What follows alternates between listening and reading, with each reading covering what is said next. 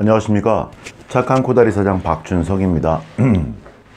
예, 오늘은 지난번에 이어서 30대의 저를 월 그래도 1억 이상을 버는 사람으로 만들어 주었던 그런 책 2권 제가 소개해 드렸습니다. 지난번에 오늘 좀 구체적으로 알아볼 제가 20살에 만났던 이 배짱으로 삽시다 라는 책과 실패해서 성공으로 하는 그 책 2권이었는데, 오늘은 이 배짱으로 삽시다, 이시영 박사가 1982년에 썼던 그 책, 제가 8년이 지난 90년도 2월에 만났던 이 책에 대해서 좀 구체적으로 알아보려고 합니다.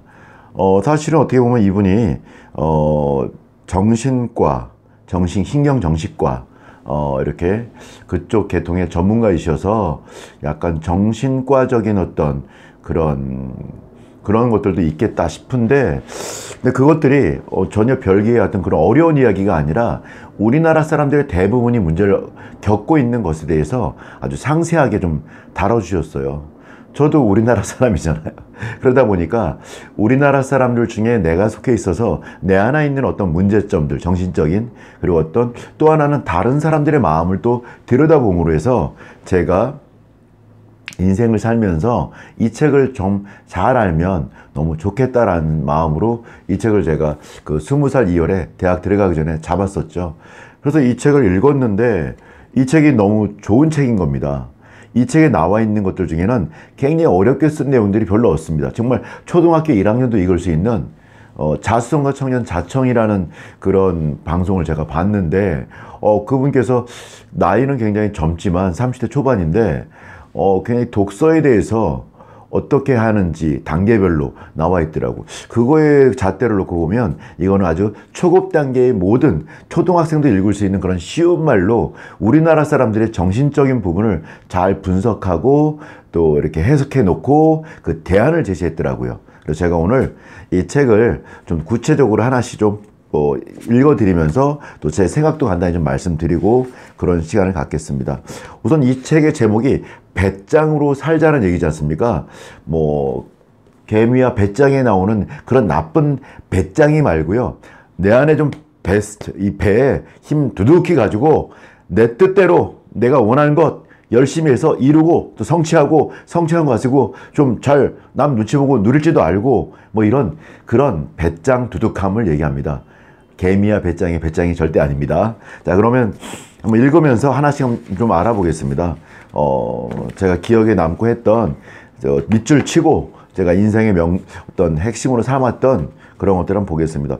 먼저 이 책의 그 목차를 보면요, 커다란 목차를 보면 체면에 대해서 나왔고요. 체면, 이거 좀 벗어버려라, 그런 것. 대인 불안. 사람들 만나면 사람들 많이 불안해 하잖아요. 그래서 그런 걸 어떻게 깨우쳐낼 수 있는지. 세 번째는 열등감. 우리나라 사람들이 열등감이 더 심하대요, 다른 나라 사람들보다. 그래서 열등감, 내 안에 있는 열등감을 어떻게 몰아낼 것인가. 네 번째는 조급증. 우리나라 빨리빨리 하지 않습니까? 그래서 이런 거 좀 떨쳐내고 좀 거시적인 안목과 미래적인 안목을 가지고 내 인생을 좀 바라보자, 그런 내용. 그리고 우리나라 사람들이 또 못하는 것 중에 과잉증, 너무 미안하다고 하는 거죠. 그리고 그래가지고 미안해서 안 된다고 말을 못하는 거예요. 집에 가야 될 시간인데, 여잔데, 이제 집에 가야 돼요 라고 그 말을 못하는 거예요. 그게 20대 처녀든, 아가씨든, 아니면 40, 50대 아줌마든. 근데 집에 갈 때가 돼서 모임에서 집에 가야 된다고 얘기를 해야 되는데, 미안해서 말을 못해서 2시까지, 3시까지 밖에 있다가 늦게 와서 집안 싸움 나고 난리 나고 이런 거, 그런 거. 그리고 소신.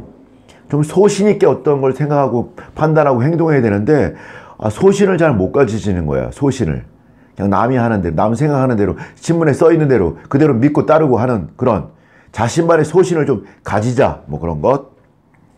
그리고 결단력. 이 세상의 모든 것은 판단하지 못할 일은 없는데 판단을 잘 내리는 사람들이 그렇게 많지 않답니다. 그러면 어떻게 결단력을 내릴 것인지에 대한 것들이 나와 있고, 그리고 추진력. 뭔가 이렇게 할 때 팍 이렇게 실행하고 추진을 해야 되는데 생각만 하고 마시는 분들 굉장히 많습니다. 그래서 그런 분들을 위해서 어떻게 이 추진할 것인지에 대해서 이렇게 또 잘 적어 놓았습니다. 자, 그러면 앞에서부터 해서 제가 이것을 이쪽에 좀 책 받침대를 놓고요. 한번 해보겠습니다. 우선 체면에 대해서 얘기했는데요. 체면이라는 것은 이분이 생각하기에 체면이란 거추장스러운 의상을 벗어 던져라. 양반도 추울 때는 겹불을 쬐야 된다. 곁에 이렇게 불 쬐는 거 있죠. 체면 차림이란 본질적으로 타율적인 것이다. 타율적. 정말로 큰 물건이 되려면 일구이연도 할 줄 알아야 된다. 너무 이게 막 너무 남의 눈치를 보냐고 처음에 이런 얘기를 했는데, 이게 마치 얘기하다 보면 자기가 얘기하다 보면 안 맞는 거 알 때가 있거든요. 뭔가 주장을 했는데 질이 진행되면서 이게 아니라고 판단될 때가 있거든요. 그럴 때는 아니라고, 내가 잘못 생각한 것 같다고 인정도 해야 되는데, 체면 때문에 이걸 이렇게 되면 내 체면이 뭐가 되나, 안 되는 건 뻔히 알면서도, 이 말이 안 되는 말인 건 뻔히 알면서도 주장을 하는 사람들이 있답니다. 그래서 체면을 좀 벗어 던지자, 뭐 그런 얘기를 했던 것이고, 보자. 또 체면에 대해서 이런 일화도 있습니다. 우리 길 가다 보면, 저 같은 경우 강원도 원주가 고향인데 원주에서 제가 대학도 나왔거든요. 길을 가다 보면 오랜만에 친구를 만납니다. 저는 원주에서 고등학교를 나오고 대학을 나와서 그런 일이 많이 있어요. 저랑 같은 대학을 나오거나 그런 게 다니는 게 아니어서 오랜만에 친구를 22, 23 만날 때가 있죠. 길에서 고등학교 동창들을. 근데 얼굴을 같은 반도 한번 했는데 이름은 기억 안 나요. 이럴 때 어떻게 하십니까? 그냥 피하거나 아는 척 모르는 척 피하지 않나요? 그럴 때 뭐라고 나와 있냐면, 이럴 때는 먼저 가서 나 저 3학년 4반 했던 박준석이야. 너 같은 반 했잖아. 이름이 뭐지? 라고 물어보라는 거죠. 그렇게 하라는 거죠. 그냥 모르는 척 아는 척 그러지 말고, 그런 거 해가지고 나부터 소개하라는 거죠. 나 3학년 4반에 같은 반이었지. 너 이름 기억 잘 안 나는데 나 박준석인데 너 이름 뭐였지? 라고 물으라는 거죠. 그렇게 하는 것이 훨씬 더 부드럽고 좋다라는 거죠. 아는 척 모르는 데도 보면서 쓱 지나가 이런 거 하지 말라는 거죠. 그런 것이 있었고, 예. 그리고 실패가 없는 사람은 바보 아니면 거짓말장이다. 미국의 철도왕 힐이라는 사람이 한 명언이었다고 합니다. 그래서 이분은 그 회사의 간부직을 채용할 때 실패를 한 번도 안 해봤다는 사람은 절대로 안 뽑았다고 합니다. 실패를 안 했다는 것은 거짓말장이거나 한 번도 뭘 해본 적이 없는 사람이다 라는 것이죠. 실패를 안 해본 사람은 없습니다. 여러분의 실패 당연한 겁니다. 왜냐하면 저도요, 장사 좀 한다고, 제가 처음으로 장사한 게 초등학교 8살 때부터인데, 그때부터 해서 사업자 등록 내고 했던 20살부터 대학교 다니는 1학년부터 사업자 등록을 내고 장사를 했는데 실수 무더니도 많이 했습니다. 근데 항상 생각합니다. 난 10번 중에 한 번은 성공할 수 있어. 근데 그 한 번도 죽을 힘을 다해서 최선을 다했을 때만 그 한 번 성공할 자격이, 그 고난이, 그 운이 나한테 온다. 뭐 그런 생각이 있습니다. 요즘도 그렇게 많이 가게의 여러 가지 마케팅 아이디어라든가 그런 거 그렇게 하고 있습니다. 체면의 노예가 되어 자신 없는 싸움에 응하는 건 배짱이 아니다. 언제나 강한 것만이 배짱이란 환상에서 하루빨리 벗어나 한 발 한 발 자신의 실력을 다져나가는 슬기가 필요하다. 슬기. 정말로 그 어떤 이런 체면의 노예가 되지 말아야겠습니다. 체면은 내려놓고, 체면보다는 자기 어떤 프라이드, 자기 존중감 이런 걸 살리기 위해서는 그거에 걸맞는 노력을 해야 되는 거죠. 그리고 걸맞는 어떤 자기만의 어떤 능력이 있다면 자신감 있게 얘기하고 남을 도와줄 줄도 알고, 뭐 그게 맞다고 생각합니다. 자, 두 번째 챕터로 넘어갑니다. 다음은 대인 불안에 대한, 대인 불안증에 대한 어떤 얘기를 좀 했는데요. 대인관계에서의 성공은 곧 삶의 성공이다. 왜냐하면 사람 대하는 거니까. 구내식당의 사장과 합석할 수 있는 배짱을 가져보라. 구내식당에서 사장과 합석할 수 있는 그런 배짱을 가져보라. 뭐 사실은 이 말은 제가 이게 군대에 있을 때나 아니면 뭐 여러 가지 사회생활 함에 있어서 저보다 높은 사람들이 있거든요. 제가 군대 있을 때는 그 장교식당이 이렇게 있는데, 그 ROT 장교로 제가 이렇게 32기로 생활을 했었는데, 그 장교식당을 갑니다. 사단본부의 장교식당을 가면 저보다 뭐 사단장님도 저 멀리 계시고 막 식사들 하고 계시죠. 아유, 무섭죠. 소위 중이 이렇게 한참 어렸을 때 대단해 보이시고 쉽지 않죠. 예. 우리 그 같이 중대에 근무하시는 중대장님 대의만 봐도 우리 ROT 선배기도 하셨는데 참 쉽지 않았거든요. 말을 걸고 뭘 하기가. 그랬는데 뭐 이렇게 별 2개이신 사단장님, 뭐 우리 사병으로 전역하신 분도 그랬지만 장교로 전역한 사람들도 그렇게 쉽게 접하기가, 이렇게 말 걸기가 쉽지 않거든요. 그래서 어떤 날을 보니까 사단장님이 식사 시간이 너무 늦었는지 참모들도 데리지 않고 혼자 식사하고 계시더라고요. 그래서 제가 가서 같이 앉았죠. 그랬더니 친구들이 야, 일로 와, 일로 와. 막 날, 야, 너희들 일로 와. 여기 앉아. 사장님, 충성, 신병교육대, 예, 중위 박준석입니다. 잠시 앉아도 되겠습니까? 그랬더니, 그래, 앉아. 고마워. 아, 혼자 먹으니까 이게 참 눈치가 보여 그랬는데, 고마워, 앉아. 그래. 그래, 박중희? 그래. 생활 잘하고 있지? 예, 잘하고 있습니다. 한줄 뜨고 이제 막 얘기를 막 했죠. 독대죠, 독대. 다른 친구들이 저 자식도 미친 짓 한다고 막 그러는데, 한번 그렇게 하고 나서는 자주 식사했던 것 같습니다. 저 부르면 저를 먼저 오라 하시더라고요. 또 참모들도 있을 때도 박중희 일로 와봐, 일로 앉아 뭐 이렇게 저를 부르시는 거예요.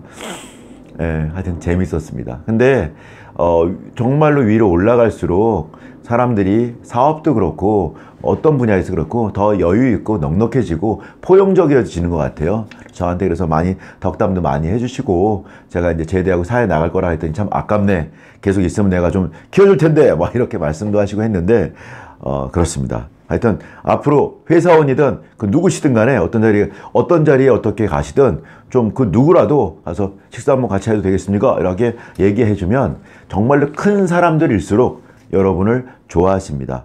그런 마음을 곁을 내어주실 준비가 많이 되어 있는 분들을 많이 볼 수 있습니다.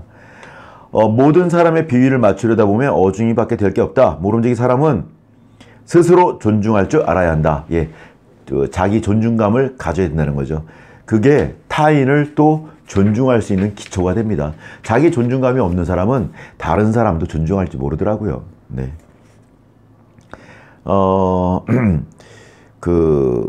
비록 남이 싫어해도 자기 주장을 분명히 할 수 있는 용기, 이것이 곧 자기 존중의 확신이요 성숙의 밑거름이 되는 것이다.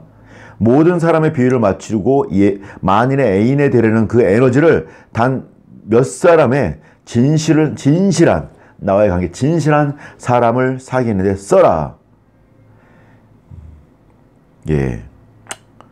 그쵸. 세상 모든 사람을 내 사람을 만들려고 그러고 다 기운 맞추려고 그러면 정말 힘들고 눈치도 많이 봐야 되고 그런 것 같습니다. 정말로 자신과 마음을 터놓을 수 있는 친구 정말 몇 사람 있어도 세상 정말 풍족할 수 있고요. 솔직히는 단 한 사람만이라도 나하고 말이 통하고 내 말을 알아듣고 그 말을 나한테 또 좋게 또 아이디어 주고, 그리고 어떨 때는 꾸짖어도 줄 줄 아는 그 친구가 꾸짖으면 그래. 내가 너에게라면 내가 믿지. 그래, 내가 좀 잘못 생각하고 있는가 본데 한번 다시 생각해 볼게 라고 할 수 있는 그런 진심을 터놓을 수 있고 진심을 이야기할 수 있고 서로에게 정말로 인생에 도움되는 얘기를 뼈있는 말도 할 수 있는, 그리고 내가 들을 수 있는 그런 소중한 사람은 한 명만 있어도 정말 행복할 것 같아요. 여러분 그 한 명 있으십니까? 예. 그리고 어디 보자. 여기 이제 열등감에 대해서 얘기를 하고 있는데 지금부터는 열등감은 있는 그대로 받아들이고 시인하는 일이 중요하다. 그리고 이 콤플렉스를 해소하기 위해 부단히 노력해야 된다. 이렇게 될 때 열등감이야말로 인간의 성장에 무서운 힘이 된다.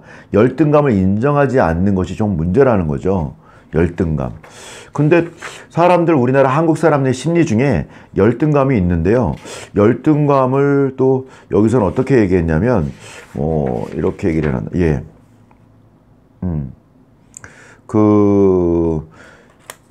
열등감. 내가 못하다고 하는 그런 생각 있지 않습니까? 그 생각이 좀 나를 발전시키는 가장 핵심이 된다라는 거죠. 내가 뭔가 부족해. 내가 뭔가 결핍돼 있어. 저 친구보다, 저 사람보다, 저 집단의 사람들보다. 그럴 때, 그걸 인정할 때 내가 먼저 더 노력하게 된다는 거죠.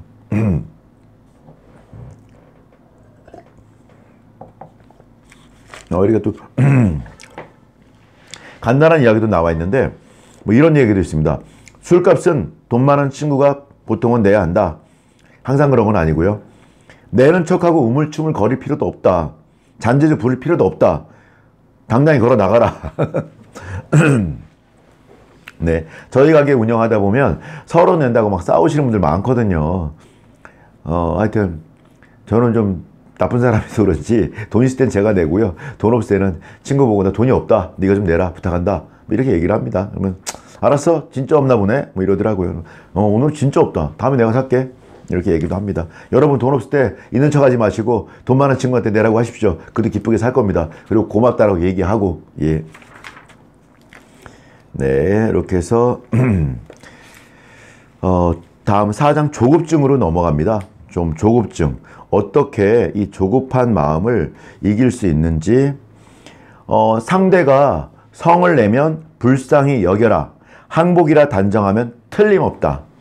화를 참을 수 있는 게 진정한 나의 배짱이다. 뭐 이렇게 나오네요. 어떤 사람이 말다툼하거나 의견을 주고받다가 막 화 큰 소리 내잖아요. 그럴 때 그 사람을 불쌍히 여기고 항복했다라고 느껴도 된다라는 거죠. 거기에 더 열받지 마시고 같이 큰 소리 치지 마시고, 예. 화를 그럴 때일수록 참을 수 있는 게 진정한 배짱이다. 뭐 이런 게 나와 있네요. 근데 그런 것도 너무 조급하게 모든 걸 생각하니까 그렇게 화도 내게 되고 뭐 그런다는 내용입니다. 예. 그리고 5번째는 미안 과잉증에 대해서 나오네요. 뭐 아닌 걸 아니라고 말도 해야 되는데 미안해서 말을 못하고, 그렇게 집에 일찍 갈 시간 됐는데 간단 말을 못해서 집에 못 가고, 뭐 그런 사람들이 꽤 있더라고요. 요전에 우리 가족들 이렇게 얘기하다 보니까 우리 와이프도 그런 경향이 있고, 또 우리 딸아이도 그렇게 친구들 모여있는데 나 먼저 간다고 하는 게 굉장히 미안해서 말을 못한다. 뭐 그런 게 있더라고요. 그건 안 됩니다. 가야 할 땐 가야 됩니다. 다른 약속이 있으면 또 미안하다고 하고 가야 됩니다. 그냥 계속 있으면 큰일 납니다. 다음 6번째는 소신. 소신에 대해서 나와 있습니다. 좀 소신 있게 소신을 갖고서 생활하자. 뭐 그런 것인데, 거목은 잔바람에 흔들리지 않는다. 남의 말을 잘 듣는 사람일수록 폭 넓은 의견을 들어야 한다. 듣때 결정은 내가 한다. 남의 말을 잘 듣는 사람 있잖아요. 그런 사람은 여기 뭐라고 나와 있냐면 남의 말을 더 폭넓게 들어야 한답니다. 남의 말을 듣지 마라가 아니라 더 많이 듣고서 그리고 결정은 내가 한다라는 것이죠. 한번 꼭 해보기 바랍니다. 자, 소신에 대해서 또 한번 나오네요. 사업은 의리로 하는 거고, 친구와 어떤 사업을 같이 할 때 이럴 때 있는 문제인가 봐요. 사업은 의리로 하는 것이고, 친구는 정으로 사귀는 것이다. 친구도 계약을 어기면 거기에 대한 응분의 배상을 시켜야 한다. 그게 사업상의 의리요. 또 친구의 인간성을 존중하는 진정한 우정이다. 그러네요. 친구를 배려하고 또 존중하는 그것이 진정한 우정인데, 잘못했고 법을 뭔가 규정을 어겼을 때는 그거에 대해서 따져 묻고 그거에 대한 알맞은 배상 또는 그 책임을 지게끔 하는 것이 오히려 올바른 타인에 대한 존중이라는 거죠. 아이 그래 너 됐어. 너 어렵지. 내 봐줄게. 이거는 무시하는 것이라는 거죠. 근데 요거는 하여튼 좀 잘 상황에 맞게끔 해야 될 것 같습니다. 소신들이 없는 사람일수록 모든 것을 정에 얽매인다고 합니다. 친구라도 인정과 의리 사이에 분명한 선을 그어야 한다는 거죠. 의리와 인정을 베풀 것과 결단적으로 뭔가 해야 될 것은 그 명확한 선이 있어야 된다는 얘기입니다. 용서는 또 용서하는데, 소신의 어떤 챕터에서 용서를 하는데 인색한 사람들은 결국 심장병으로 죽는다. 용서는 나를 위해서 하는 것이다. 하되 완전한 용서를 하다. 예. 용서에 인색한 사람 있는 사람 심장병으로 죽게 됩니다. 화가 많아서. 그리고 이 용서는 다른 그 상대를 위해서가 아니라 나 자신을 위해서 하는 것이라는 것. 그리고 마지막으로 용서해도 좀 완벽히 용서하라는 거죠. 용서를 했다고 말로는 하는데 뒤에서 자꾸 막 남으면 그건 진정한 용서가 아니고 안 한 것만 못하다는 거죠. 그래서 했으면 완벽하게 용서하라는 것이죠. 그게 정말 소심 있는 행동이다. 소신을 가진 소심증, 이런 걸 큰 마음을 갖는 행동이다. 자, 배짱에 대해서 또 이렇게 어떤 소심증에 대해서도 나오는 게 있는데, 배짱이 정말 좋은 두둑한 선수는 게임 전에 그 어떤 흥분, 긴장감을 활력소로 간주한다고 합니다. 그런데 위기 상황에서 그 뭔가 소심한 사람들은 어떻게 하냐면 흥분을 이게 불안으로 오해한대. 불안증을. 나 큰일 났다. 뭐 이렇게. 근데 이렇게 하지 마시고 그렇게 활력소로. 자, 막 떨리고 그럴 때, 그래, 때가 왔어. 난 준비됐어. 난 이제 뭔가 해낼 거야. 이런 준비 완료의 신호로 알으라는 거죠.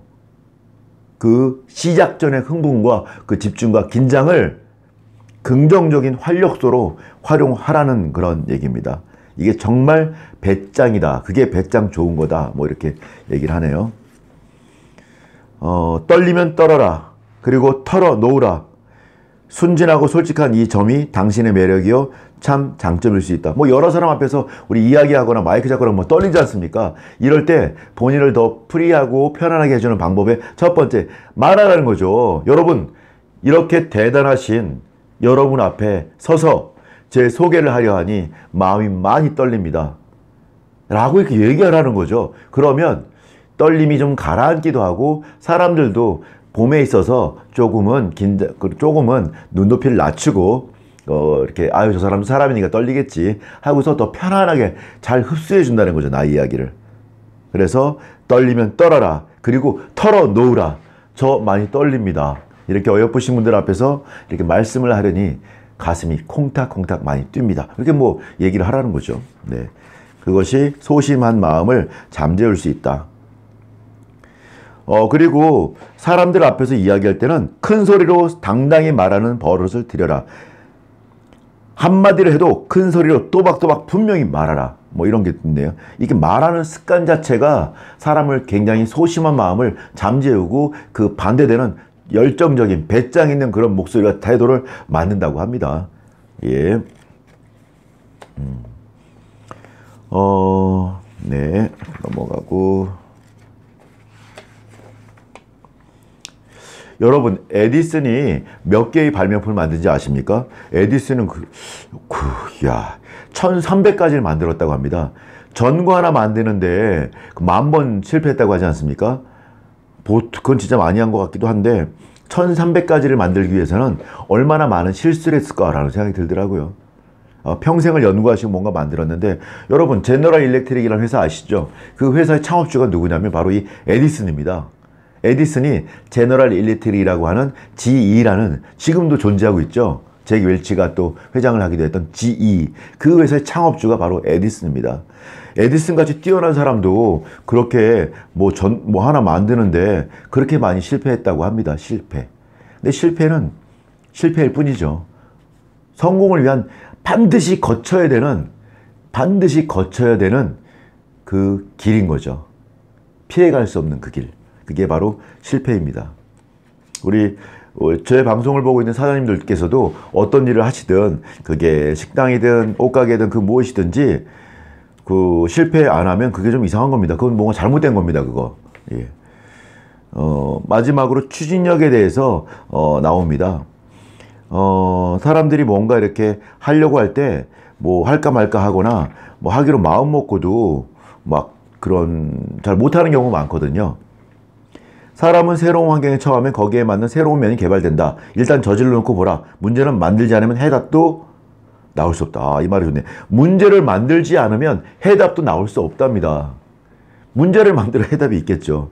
여러분이 어떤 계획을 짜고 실행하고 해야 문제가 또 나오겠죠. 물론 계획을 짜고 미리 준비하는 것도 필요합니다. 이렇게 할 때 아마 요 문제가 생길 것이고 요 문제가 생길 때 요건 요렇게 해결하고 저렇게 준비를 또 계획을 짜죠. 그래도 막상 실행하면 문제가 생기죠. 그럴 땐 또 그 나름대로 또 문제가 이런 문제가 생겼구나. 이거를 해결하기 위해서는 이런 문제 이렇게 해결하면 되는데 요건 요런 문제, 저 문제가 있으니까 이렇게 해서 요 2, 3번을 가지고서 이렇게 해보면 걔는 가능할 것 같다. 그렇지만 문제는 생길 것이고 그거에 대한 대비반을 미리 두도록 하자. 뭐 이런 거 나오지 않을까요? 네. 하여튼 모든 걸 완벽하게 하려 하지 말고 완벽하지도 않은 사람이 완벽하려고 하니까 아무것도 못하는 거죠. 그래서 맨 마지막에 정리는 여러 가지 문제를 복으로 만들 수 있는 여유야말로 배짱 중에 배짱이다 라는 말로 마지막 챕터를 마무리하고 있습니다.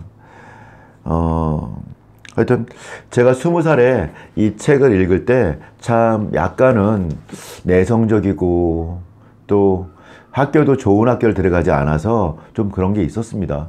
그럼 제가 막 고민했습니다. 책도 읽고 하면서 나는 그냥 사업할 건데 사업하는 사람이 정주영 회장님은 초등학교도 제대로 못 나왔다고 하던데 나는 그래도 대학이라는 데를 들어갔고 잘 다닐 것인데 물론 썩 좋은 학교는 아니지만 그리고 경영학과를 지원했고 경영학과를 다니게 될 텐데 이 장사라는 거 사업에 있어서 학력이라는 게 중요한가? 학력은 직원들한테는 중요한 거 아닐까?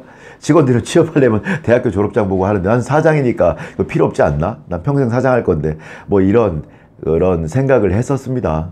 그래서 제가 인생 삶에 있어서 많은 힘이 되고 많은 또 어떤 행동거지를 이렇게 함에 있어서 사단장님과의 대화 딱 그렇게 밥 먹으면서 사장님 잠깐 앉아도 되겠습니까? 뭐 중석 신병교육대대 중위 박준석입니다.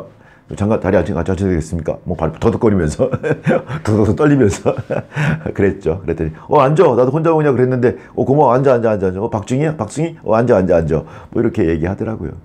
네, 여러분께서 확신을 가시고 소신 있게 그리고 많이 두려움도 있겠지만 그 두려움은 누구에게나 있다는 것을 다 아시고 너도 두렵고 나도 두려운데 왜 내가 더 두려워야 됩니까?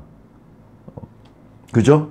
우리 인생은 그렇게 계획하고 또 배우고 실행하고 또 문제점 고치면서 그렇게 계속 살아가다 보면 그 언젠가 여러분이 현재 여기라고 하면 언젠가 여길 가고 싶다고 하면 이 차이가 있지 않습니까? 이 차이만큼의 노력과 배움을 꾸준히 하신다면 언젠가 반드시 여러분이 가고자 하는 곳이 여기든 그 높은 곳이라도 반드시 갈 수 있다고 생각합니다. 그것이 사업이든 그것이 어떤 마음 수련이든 그것이 또 어떤 친구 또 여러분이 젊은 분이라면 정말 꿈꾸는 첫 이상형을 만났다면 그 이상형에 대해서도 여기 있다. 아무 관계가 없다. 근데 이렇게 친밀한 관계가 되고 싶다라고 하면 그렇게 쌓는 거죠. 쌓아 나가는 거죠. 마음과 여러 가지 정성을 쌓아서 관계를 만들고 관계가 또 증진되어서 또 갑자기 만난 어떤 여자분한테 내 애를 낳아도 뭐 이러면은 애 낳아줍니까? 그런데 많은 사람들이 애를 낳고 살거든요. 결혼해서. 그 어려운 결혼에서. 그 과정에 무엇이 있었을까요? 그죠?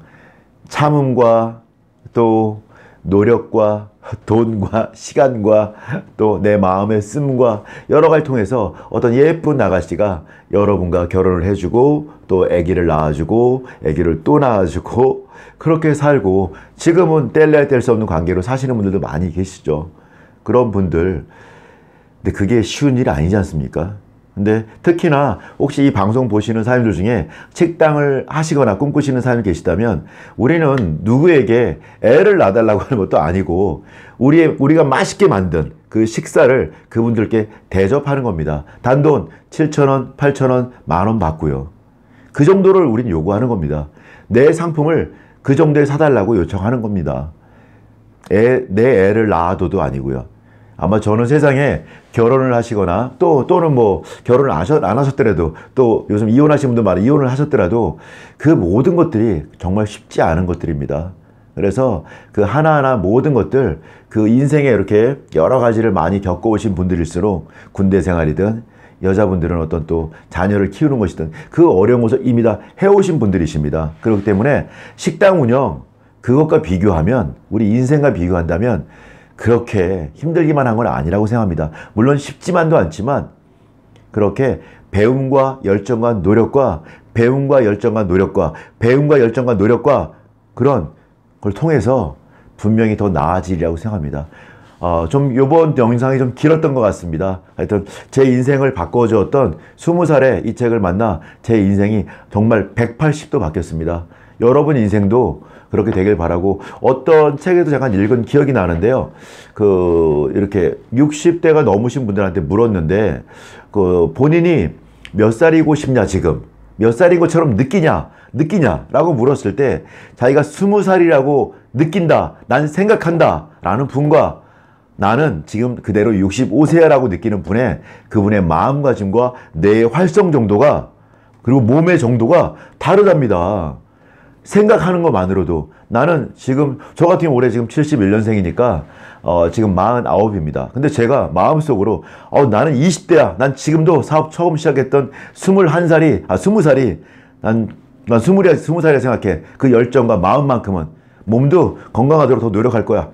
뭐 이렇게 마음 먹고, 그 나이라고 마음 먹고 그 나이처럼 행동하고 생각하면 비슷해진다는 거죠. 반대에 또 나는 49이야. 이제는 노후도 준비해야 되고, 이제 뭐 경거망동하면 안 되고, 그러면 그 나이에 맞게끔 된다는 거죠. 여러분, 뭘 원하시나요? 젊게 사시길 원하십니까?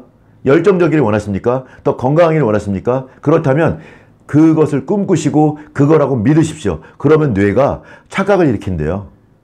그래서 제가 20살이라고 맨날 우기면 얘가 뇌가 착각해서 20살의 어떤 그 에너지를 저한테 다시 만들어준답니다.